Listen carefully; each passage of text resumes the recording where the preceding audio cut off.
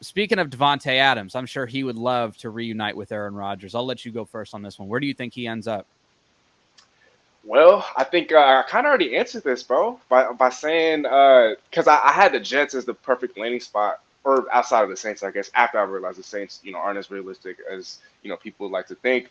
Um, but I think the Jets, I'm gonna just say, I think the New York Jets. I mean, they hired Nathaniel Hackett as offensive coordinator for one reason, and for one reason only, to try to lure in Aaron Rodgers, and I think it's given all indications. I mean, his time in Green Bay is up, and so. You start to think of logical landing spots. I think New York is really the only spot that fits. Vegas, yeah, they could trade maybe a combination of the seventh overall pick and then maybe a later pick in this year's draft to acquire Aaron Rodgers. But offensive line is mid tier at best. Defense, one of the worst in football.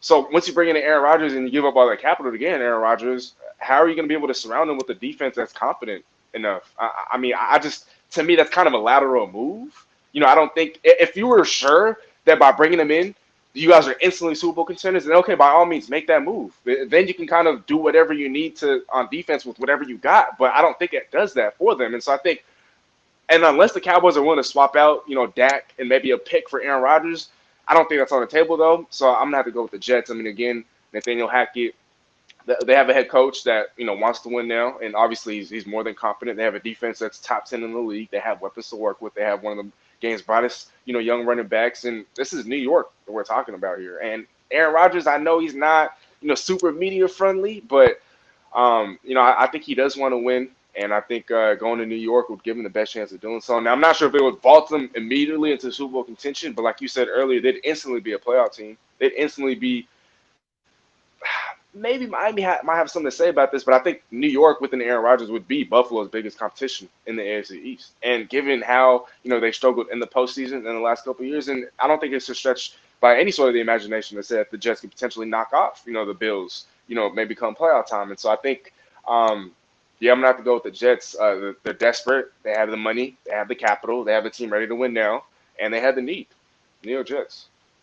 I think it's the Raiders. As much as I would love to say the Packers, I think Aaron Rodgers, at this point in his career, I don't think he makes any of the teams that are looking for him, looking to add him. I don't think he makes them Super Bowl contenders. I don't think he makes the Raiders, the Jets, the Packers. I don't think he makes any of them Super Bowl contenders. But I think with Vegas, I think you're going to see a little bit of some security there. You have Devontae Adams. You have a guy who when stuff breaks down, you can do that. And I think that a lot of the veteran talent that they have on their roster, I think is something that he looks at as a major plus, right? You're looking at Hunter Renfrow. You're looking at, I'm assuming they're probably going to re-sign Josh Jacobs.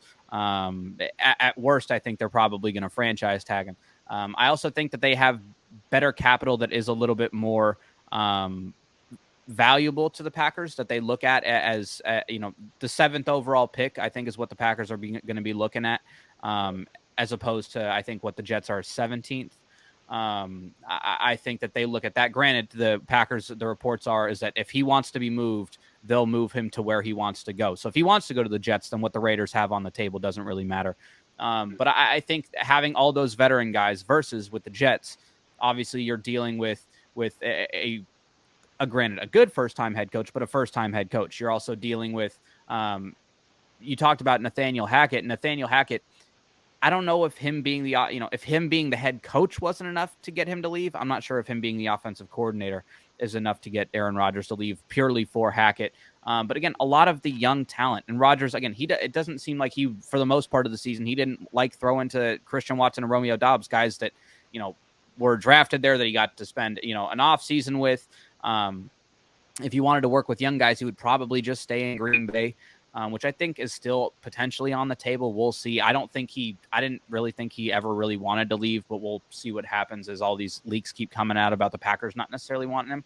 But, then you talk about the receivers, right? Elijah Moore and Garrett Wilson and Breece Hall at running back. I think he would rather go, if he's going to have to, learn with new guys, I think he'd rather just go, Waller and Renfrow and Josh Jacobs as opposed to some of those guys, which is why I think the Raiders are probably the best spot for him if he is to leave, and I think that at this point he is going to leave, and I don't want to say I'm rooting for him to leave, but I it's getting to be time a little bit, and I think one spoiler, I am going to be going to the Packers game in Vegas this year. That would be a nice treat, seeing Oh, Rodgers and Adams versus the Packers. I think that would be a nice wow. kind of game where, even if the Packers lose, I can come out of that game being like, that was fun to watch. But I just think, although it doesn't give him the best chance to compete, I would agree that that's New York, and he kind of did come out and say that, like, there's no point in playing if you don't have a chance to win it all. Yeah. But I think that he wants to go to a place where he's going to feel a little bit more comfortable. He's going to get an offensive guy at head coach who he's seen work with the best of all time in Tom Brady. We've seen him and Josh McDaniels, and I think that McDaniels could tailor a scheme a little bit more or closer to Rodgers' liking, as opposed to, we saw Nathaniel Hackett has never looked super great calling plays. He certainly didn't last year. And I think that even when he was in Green Bay, he did a lot of the red zone stuff, and the red zone offense wasn't spectacular his last 2 years in Green Bay. So I think that it wouldn't shock me if he winds up in any of these places. But I think for right now, I think Vegas winds up being that front runner just because of the familiarity with Devontae, a lot of the veteran guys, and a second head coach. Granted, not a great second-time head coach, but a second-time head coach. Any other comments?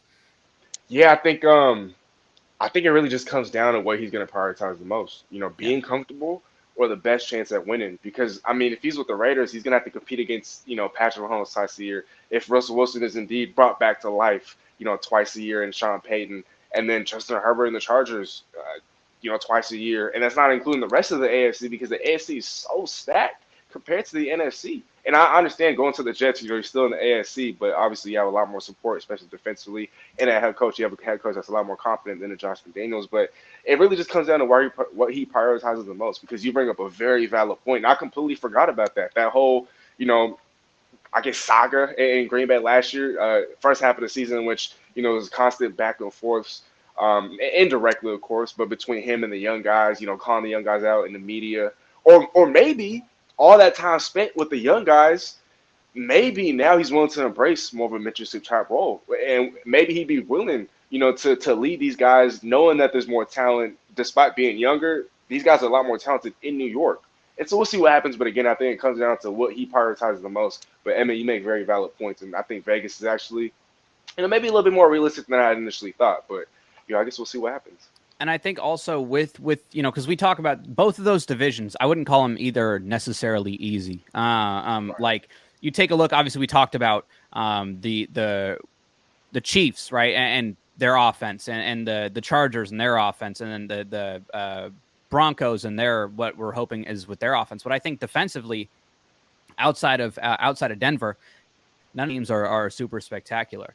And I think also just taking a look at the Jets division, right? Buffalo generally pretty good on the defensive end. Miami's not super great on the defensive end, but they're bringing in a guy like Vic Fangio. I'd expect that to improve. And then you'd have to go up against Bill Belichick twice a year. And just looking at their schedule, the Jets, the AFC East and AFC West play each other this year. So he wouldn't be able to. He would just get Patrick Mahomes once as opposed to twice if he was playing for the Jets. But their opponents are very ugly this year. Obviously, Bills, Dolphins, Patriots in the division. Then at home, you're getting Chiefs, Chargers, obviously, which means you're getting Broncos, Raiders on the road. But here's who you're getting. Who else you're getting at home? You're getting Philly at home. That's not great. And then you're also on the road. You're going to be getting the Browns, who I'm assuming are going to be improved with Deshaun Watson. You're getting the Cowboys on the road and the Giants on the road. Like, I think it's just a tough. They have a tough. They have a tough schedule for sure. And granted, I think he's going to have a tough schedule regardless, because he's going to be playing against all the teams from these divisions regardless.